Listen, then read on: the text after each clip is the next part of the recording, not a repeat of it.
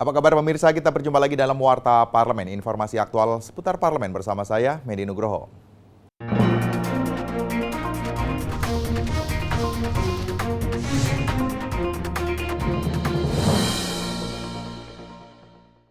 Komisi 11 DPR RI meminta aparat Bea dan Cukai Sulawesi Selatan meningkatkan pengawasan di bandara-bandara dan pelabuhan-pelabuhan khusus terhadap masuknya barang-barang ilegal seperti pakaian bekas, rokok, dan minuman beralkohol. Dalam rangka kunjungan kerja spesifik, Komisi 11 DPR RI melakukan peninjauan langsung ke Kanwil Bea Cukai Sulawesi Selatan.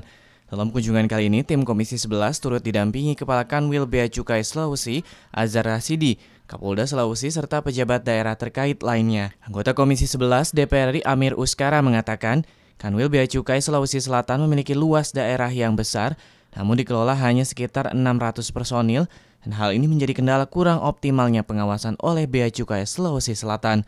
Untuk itu, Amir mendorong Komisi 11 memfasilitasi kebutuhan Kanwil Bea Cukai, terutama pada sisi kurangnya SDM. Terutama rokok yang kita musnahkan tadi, karena informasi dari Pak Kanwil itu ada sekitar 60 juta batang rokok pada tahun 2015 yang dicurigai itu beredar di Sulawesi, dan itu adalah rokok-rokok yang palsu atau mungkin rokok yang tidak bercukai.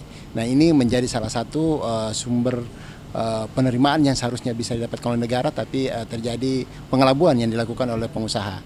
Yang kedua, terkait dengan barang-barang lain juga. Wakil Ketua Komisi 11 DPR RI Marwan Cik Asan menambahkan aktivitas Bea Cukai Sulawesi Selatan ini sangat strategis karena Sulawesi Selatan merupakan penghubung dari aktivitas perekonomian nasional, terutama di kawasan Indonesia Timur. Marwan meminta aparat Bea Cukai ke depannya lebih meningkatkan kinerja dan pelayanan mereka kepada masyarakat. Beberapa temuan-temuan yang berhasil ditangkap oleh Bea Cukai Sulawesi. Tadi dari laporan Kanwil kan paling banyak tuh rokok yang tidak berlabel atau tidak bercukai, kemudian pakaian bekas, ya, dan beberapa hal lainnya. Nanti kita akan saksikan sama-sama pemusnahannya. Dari Makassar, Sulawesi Selatan, Julian, TVR Parlemen, melaporkan.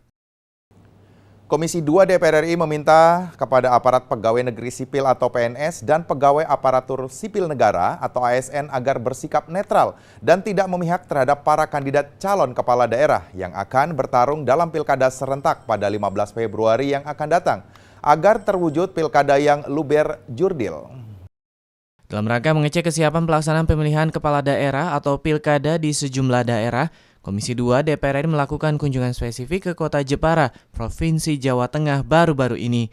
Rombongan Komisi 2 DPR diterima Sekretaris Daerah Kabupaten Jepara M. Solih di Pendopo Kabupaten Jepara.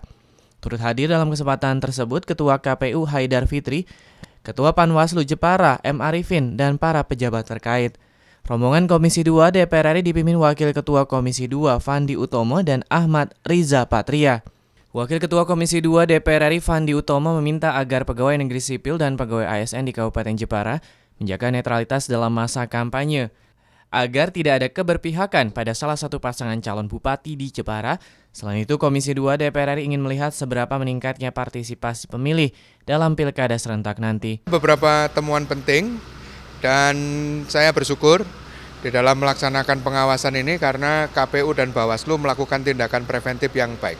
Salah satu contohnya adalah keterlibatan ASN atau pegawai negeri di dalam proses kampanye, tetapi itu bisa diatasi dengan baik oleh Bawaslu dan Panwasli di Kabupaten Jepara dengan cara-cara yang sesuai dengan ketentuan peraturan perundangan. Anggota Komisi 2 DPR RI Amirul Tamim mengharapkan tingkat partisipasi masyarakat dalam pilkada meningkat agar kepala daerah yang terpilih capable serta memiliki akseptabilitas dan legitimasi yang tinggi. Komisi 2 ini mendorong agar pilkada serentak ini dapat diikuti oleh maksimal para masyarakat pemilih. Karena biar bagaimanapun kedaulatan dari demokrasi ini ada di tangan rakyat. Oleh sebab itu pilkada ini kita atur sedemikian rupa dan kita tentu ikuti dengan secara seksama dengan menganjurkan bahwa partisipasi pemilih ini harus lebih meningkat, ya. Kemudian yang kedua, benar-benar rakyat ini dapat memilih calon kepala daerahnya yang capable untuk 5 tahun akan datang. Dari Provinsi Jawa Tengah, Temi Riansyah, TVR Parlemen, melaporkan.